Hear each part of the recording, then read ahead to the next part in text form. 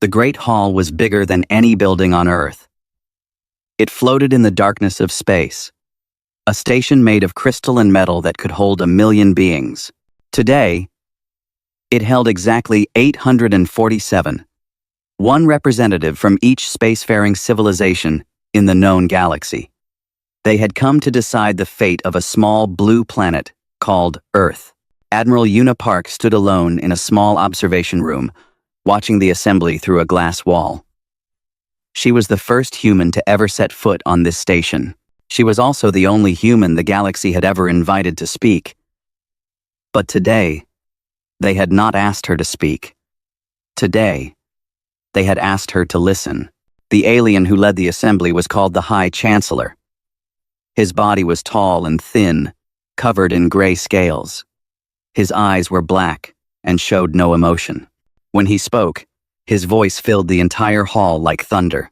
"The matter before us is simple," the High Chancellor said. 200 cycles ago, the species called humans discovered fire. 100 cycles ago, they built machines.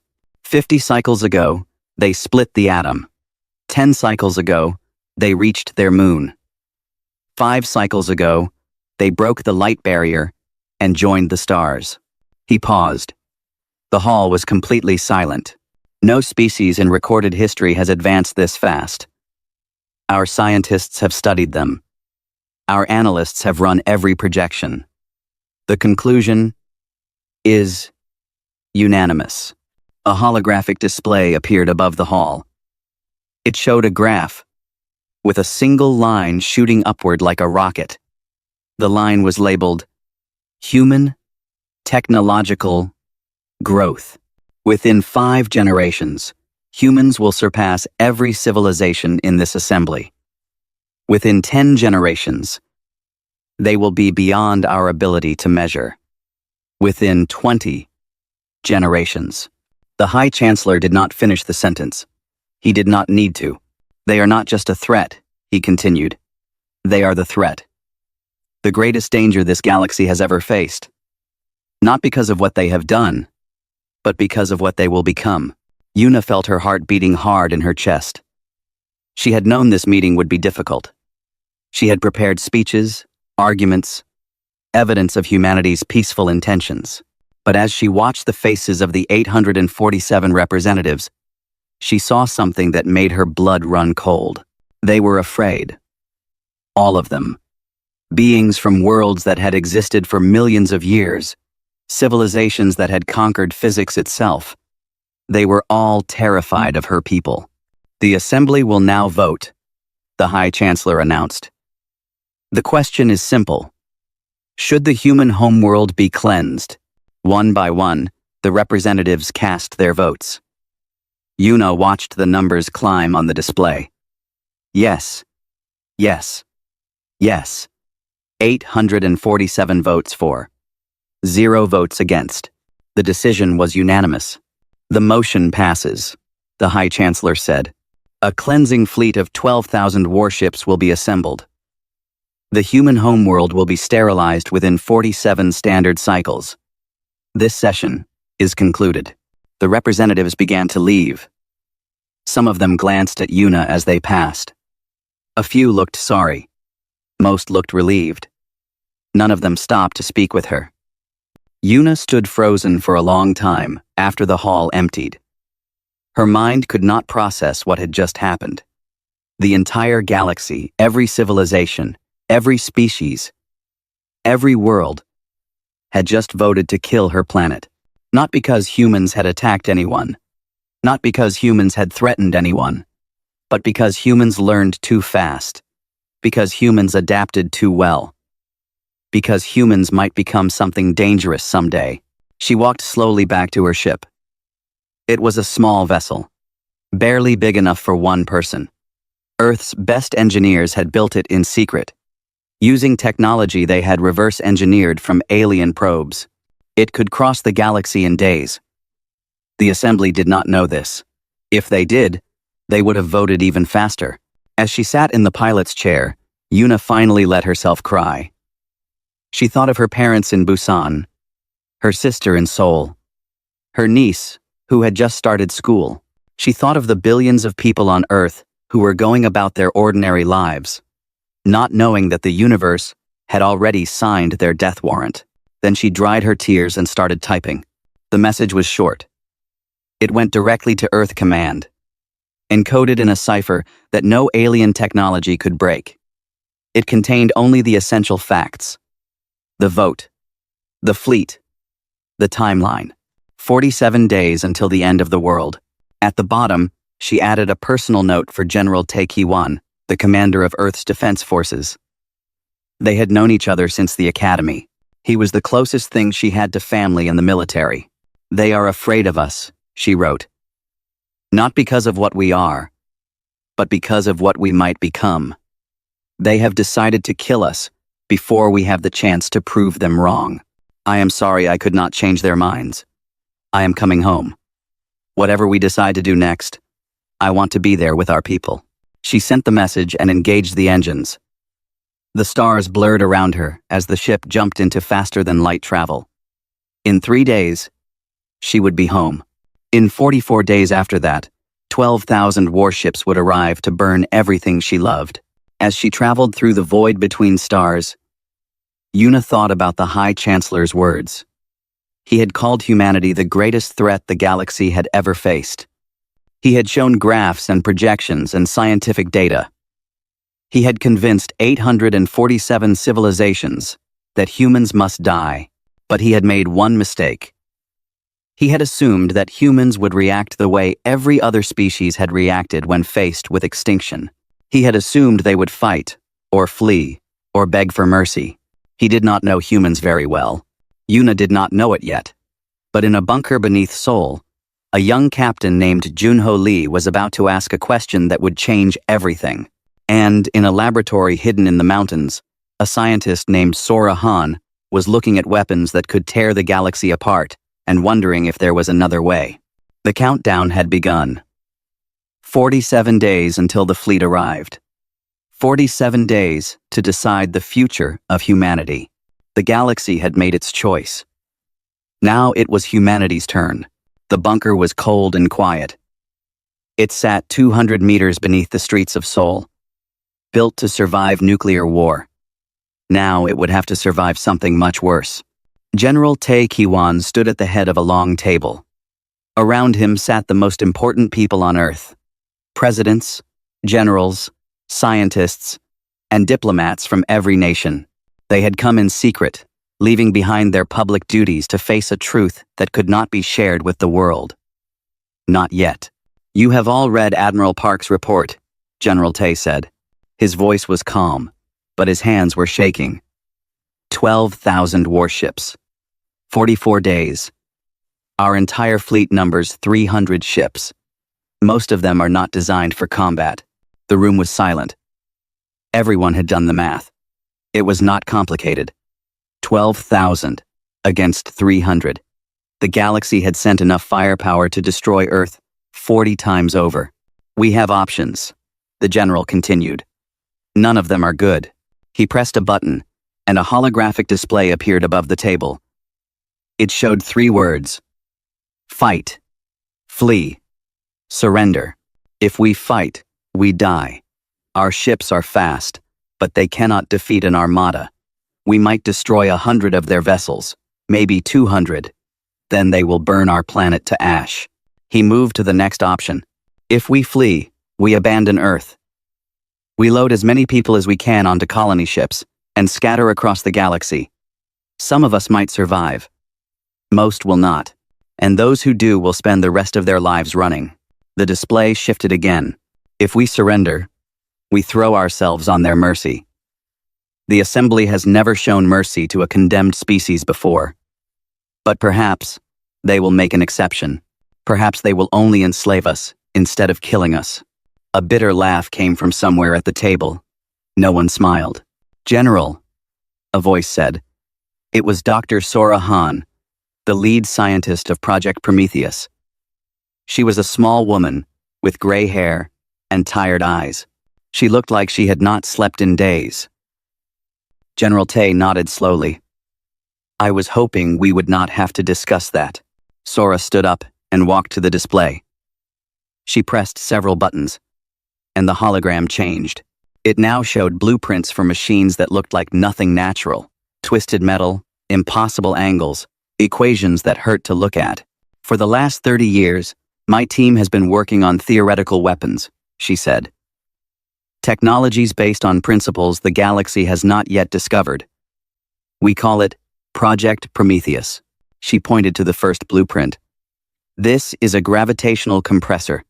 It can collapse a star into a black hole. One device can destroy an entire solar system. She pointed to the second. This is a dimensional tear generator. It opens a hole in the fabric of space itself.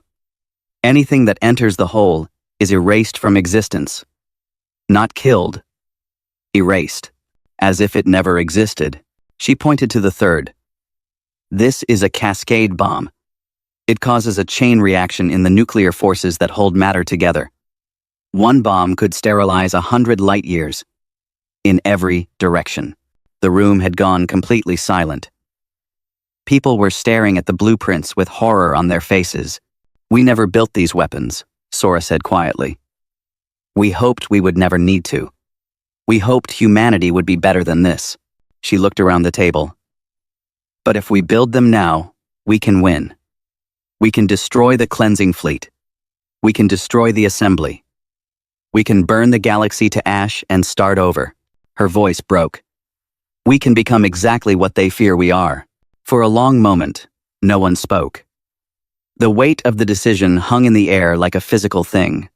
Save humanity by becoming monsters. Die as innocents, or live as killers. There was no middle ground. Then a young man at the end of the table raised his hand. He wore the uniform of a captain in Earth's defense forces. His name was Junho Lee, and he was only 32 years old. Most of the people in the room did not know who he was. Permission to speak, sir, he said. General Tay nodded. Go ahead, Captain. Junho stood up slowly. His face was pale, but his voice was steady. 5 years ago, I lost my family in the first contact skirmishes. My wife, my daughter, they were on a research station that got caught in the crossfire when we first met the Assembly scouts. He paused. I have every reason to want revenge. I have dreamed of burning their worlds the way they burned my family. I have hated them with every part of my heart. He looked around the room. But what would that make us? If we destroy them, if we become the monsters they think we are, then they were right to fear us. They were right to want us dead. We will have proven that humanity deserves to be erased. He took a deep breath. What if we don't fight them? What if we save them instead? Someone laughed. Others stared at him like he was insane. But General Tay held up his hand for silence. Explain, the general said. Junho walked to the display. They fear us because we learn fast, because we adapt, because we grow. They think that power can only be used to destroy. His eyes were bright now, filled with something that might have been hope. What if we show them they're wrong? What if we use everything we are, all our knowledge, all our strength, all our ability to grow, to help them instead? The room erupted in arguments. Some called him a fool. Some called him a coward. Some said he was asking humanity to commit suicide with extra steps. But Admiral Yuna Park, who had been silent since she arrived, stood up and walked to Junho's side. I was there when they voted to kill us, she said. I saw the fear in their eyes. They don't hate us. They're just afraid. She looked at the blueprints of the weapons that could end the galaxy. Then, she looked at Junho. Maybe it's time to give them a reason not to be afraid anymore. The debate would last for 3 more days. But in that moment, something shifted. A seed was planted, and humanity began to choose its path. The cleansing fleet arrived on the 47th day, exactly as promised. 12,000 warships dropped out of faster-than-light travel at the edge of the Sol system. They formed a wall of metal and fire that stretched across the darkness of space. Each ship was the size of a city. Each ship carried enough weapons to crack a planet in half. The fleet commander was an ancient being named Vorun. He had led 17 cleansing operations in his long life. He had burned worlds, boiled oceans, and turned civilizations to dust. He felt nothing when he did these things. It was simply his duty. The assembly commanded, and he obeyed. As his flagship moved toward Earth, Vorun studied the scanner reports. He expected to see defensive platforms, weapon arrays, desperate last stands. Every condemned species fought in the end, even the weak ones, even the hopeless ones. It was the nature of living things to struggle against death, but the scanners showed nothing. No weapons, no defenses, no fleet formations, only empty space between his armada and the small blue planet. "Commander," one of his officers said, "we are receiving a transmission. It is coming from a single vessel, directly ahead." "A single vessel?" Vorun frowned. "What kind of vessel?" "Unknown design. Small. It appears to be. Unarmed. One." Vorun's frown deepened. "Show me." The view screen changed to show a tiny ship floating alone in the void. It was barely larger than a shuttle. Its hull was smooth and white, with no visible weapons or shields. Painted on its side, in the universal trade language, were two words: "Open hand." "This is Ambassador Minji Quan of Earth," a voice said over the communication channel. It was a female voice, calm and clear. "I am here to deliver humanity's response to the Galactic Assembly." Vorun's officers exchanged confused glances. This was not how condemned species behaved. This was not how anyone behaved. "Speak," Vorun commanded. "We know why you have come," Minji said. "We know you fear what we might become. We understand. In your place, we might fear us too." She paused. "But you have made a mistake. You have assumed that because we can grow powerful, we will use that power to harm. You have looked at us and seen only what we might take from you. You have not considered what we might give." A data stream began flowing from her ship. Vorun's technicians scrambled to analyze it. "We are transmitting to you now a complete database of every technological advancement humanity has made in the past 100 years, Minji continued. "Medical breakthroughs that could extend your lifespans by centuries. Engineering designs that could rebuild your crumbling infrastructure. Agricultural techniques that could feed your starving colonies. Energy systems that could power your worlds for millennia." She let that sink in for a moment. "We give this to you freely. Not as tribute. Not as surrender. As a gift. Because you are afraid of what we might become. And we want to show you what we choose to be." Vorun stared at the data flowing across his screens. His technicians were whispering urgently to each other. The information was real. It was revolutionary. It was worth more than 100 conquered worlds. "This is a trick," Vorun said. "You are trying to buy time." "Time for what?" Minji asked. "Your fleet is 12,000 ships. Ours is 300. If we wanted to fight, we would already be dead. If we wanted to flee, we would already be gone. We are still here because we want to talk." She took a deep breath. "Fleet Commander, humanity has a message for the Galactic Assembly. You have spent 3,000 years building an empire based on fear. You conquer because you are afraid of being conquered. You destroy because you are afraid of being destroyed.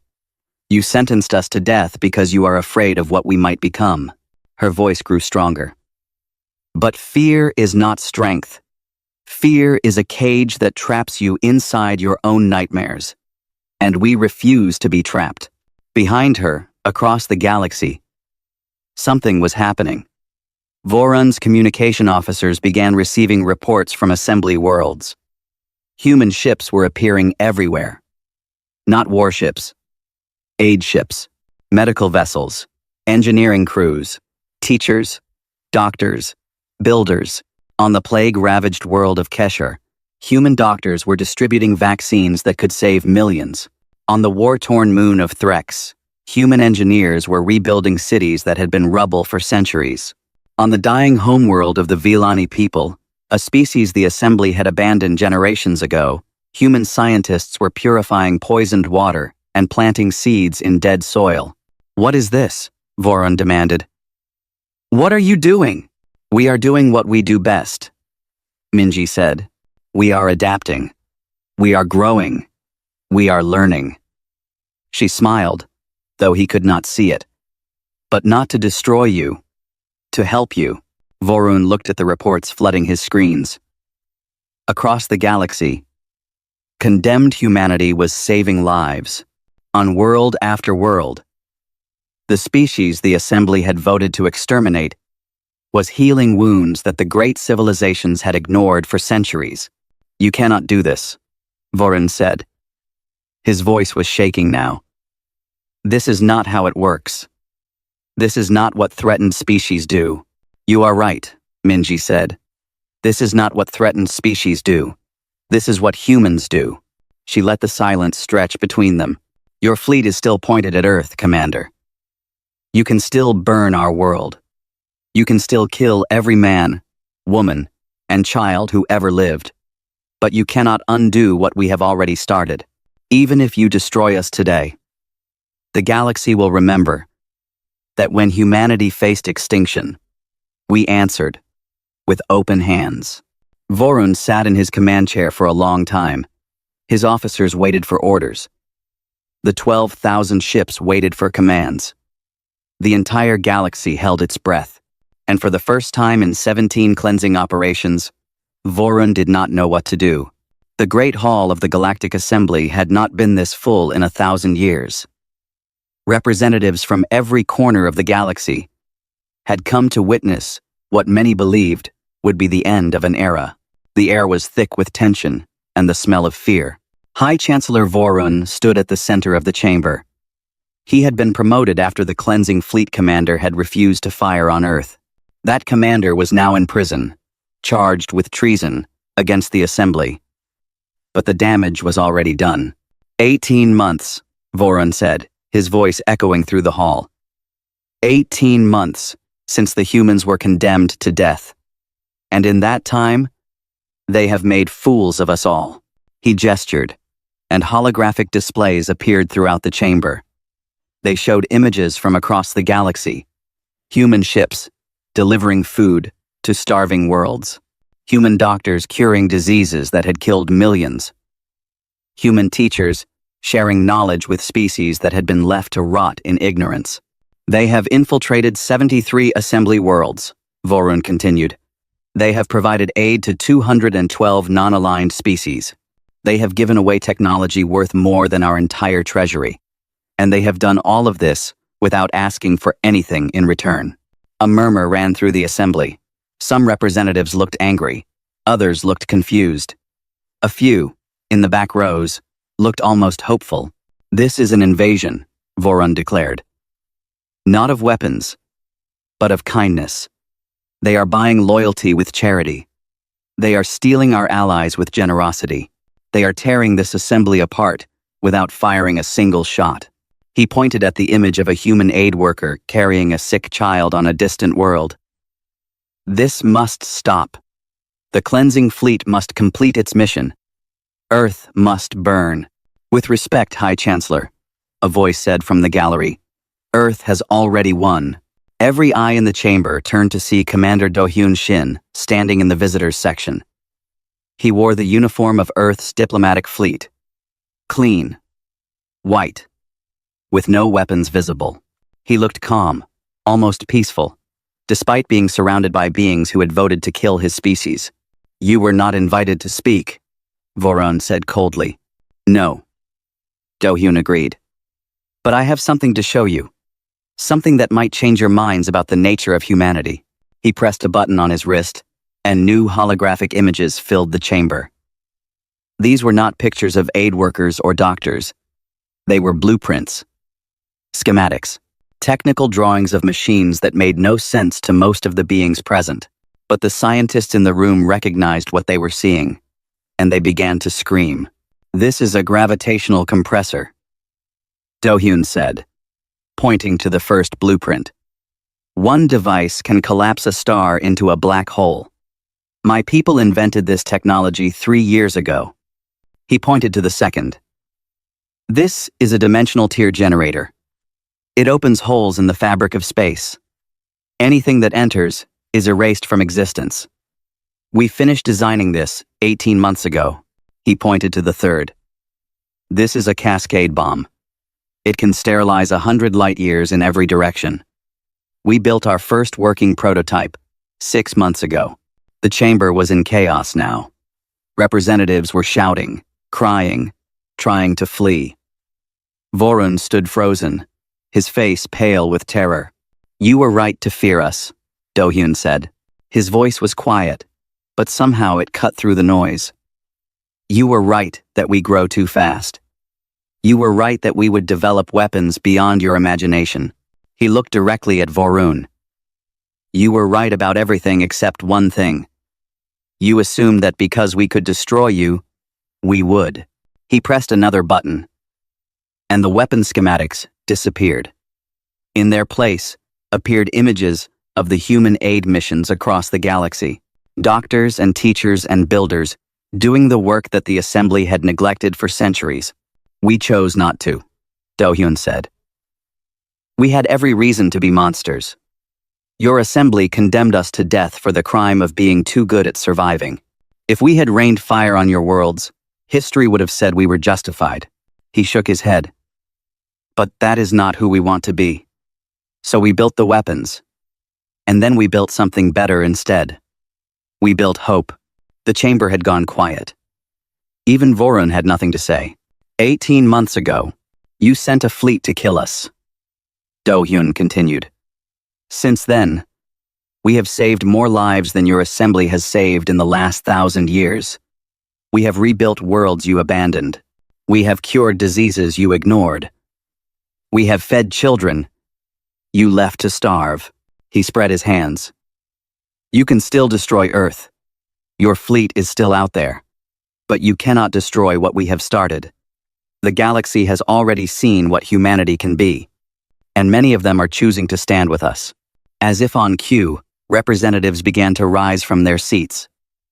First one, then a dozen, then hundreds. They walked out of the chamber, turning their backs on the assembly that had ruled them for millennia. "The Villani people withdraw from the Galactic Assembly," one announced. "We stand with humanity. The colonies of Keshar withdraw. We stand with humanity. The free worlds of the Outer Reach withdraw. We stand with humanity." One by one, they declared themselves. By the time the chamber emptied, over 300 species had left. The greatest political body in the history of the galaxy was fracturing before Vorun's eyes. Do-hyun watched them go with tears in his eyes. He thought of Junho Lee, the young captain who had first asked the impossible question. He thought of Min Ji-kwon, who had faced 12,000 warships with nothing but words. He thought of Admiral Yuna Park, who had carried the death sentence home and never lost hope. "This is not the end, human," Vorun said. His voice was bitter and cold. "The assembly will survive, and we will remember this betrayal." Do-hyun nodded. "Maybe. But the galaxy will remember something else. They will remember that when humanity faced extinction, we chose to save you instead of destroy you." He turned to leave. "That is a lesson that will outlast any empire." 50 years had passed since the day the galaxy voted to destroy Earth. 50 years since Ambassador Min Ji-kwon faced 12,000 warships with nothing but an open hand. 50 years since Commander Do-hyun Shin revealed humanity's terrible weapons and its decision not to use them. The galaxy was unrecognizable now. The old Galactic Assembly had collapsed 15 years ago. Its last members had fought among themselves, clinging to power that no longer existed. When the final vote was cast to dissolve, only 23 species remained. The rest had already left to join something new. The United Stellar Accord had taken its place. It was not an empire. It was not ruled by fear or force. It was a partnership, built on a simple promise. Every species would help every other species. No exceptions. No conditions. No one left behind. Humans were not its rulers. They had refused that role, even when it was offered. Instead, they served as teachers, healers, and bridges. When ancient enemies could not speak to each other, humans translated. When old wounds refused to heal, humans mediated. When hope seemed lost, humans found a way. Elder Hannah Yoon stood at the podium of the New Galactic Forum. She was 97 years old now, her hair white as snow, her face lined with age and wisdom. She had been a young diplomat when the verdict was announced. She had watched Minji Kwan's broadcast from a refugee camp on Mars, where humanity had been preparing for the worst. Now she looked out at an audience of 10,000 beings from 500 worlds. Behind her, a holographic display showed the broadcast reaching billions more across the galaxy. This was the 50th anniversary of the verdict, and she had been asked to give the memorial address. I was 27 years old when the assembly voted to kill us. She began. Her voice was soft, but the amplifiers carried it to every corner of the forum. I remember the fear. I remember the anger. I remember looking up at the stars and wondering if they would be the last thing I ever saw. She paused, letting the memory wash over her. I also remember a young captain named Yoon-ho Lee. He had lost his family in the first contact skirmishes. He had every reason to want revenge. Instead, he asked a question that changed everything. A murmur ran through the audience. Everyone knew the story now. It was taught in schools across the galaxy. The human question, they called it. The moment when one young officer dared to imagine something different. We did not know if it would work, Hannah continued. We did not know if we would survive. We only knew that we did not want to become the monsters they feared. And so, we chose to be something else. She gestured at the audience around her. Look at us now. 500 species, gathered in peace. Worlds that warred for millennia now trade and grow together. Diseases that killed billions have been cured. Children who would have starved are alive and thriving. Her eyes grew bright with tears. This is what humanity chose. This is the answer we gave when the galaxy asked what kind of threat we would become. She pressed a button, and the holographic display changed. It showed an old document, yellowed and faded, written in a language few beings could still read. Last year, historians found something in the archives of the old assembly, she said. A minority report from the original vote. It was written by an unnamed scientist who studied human behavior. She read from the document. If the humans are threatened with extinction, standard models predict they will respond with violence in 94.7% of scenarios. However, there is a small probability, less than 1%, that they will respond with what can only be described as radical compassion. In this scenario, humans would attempt to save the species, threatening them, even at great cost to themselves. This outcome is statistically insignificant and should not factor into assembly decisions. Hannah set down the document. Statistically insignificant. That is what they called our kindness. That is what they thought of our hope. She looked out at the audience. Humans and aliens sat side by side, some holding hands, some crying, all united in a way the old assembly could never have imagined. The galaxy bet against us. They bet that we would be afraid, angry, violent. They bet that we would prove them right. She smiled. They have never been so happy to lose. The applause began slowly, then built like a wave. Beings from hundreds of worlds rose to their feet, clapping, cheering, crying. The sound filled the forum and echoed across the stars. In the front row, an old woman watched with tears streaming down her face. Her name was Minji Kwon, and she was 102 years old now. Beside her sat Do-hyun Shin, 98, his hair gone and his hands trembling with age. They had both lived long enough to see the world they had helped create. Somewhere in the crowd, a young child tugged on her mother's sleeve. She was half human, half Villani, a combination that would have been impossible 50 years ago. "Mama," the child asked, "why did the old people want to hurt the humans?" Her mother looked down at her with love in her eyes. "Because they were afraid, little one. They did not understand that different does not mean dangerous." "But the humans helped everyone anyway?" "Yes, they did." The child thought about this for a moment. "That was very brave." Her mother nodded. "Yes, it was." As the ceremony ended and the crowds began to disperse, Elder Hana Yoon stood alone on the stage for a moment. She looked up at the stars, the same stars she had feared as a young woman. The same stars that now felt like home.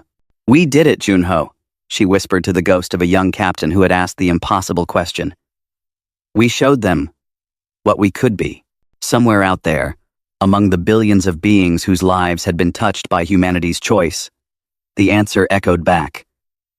Not in words, but in the simple fact of their existence.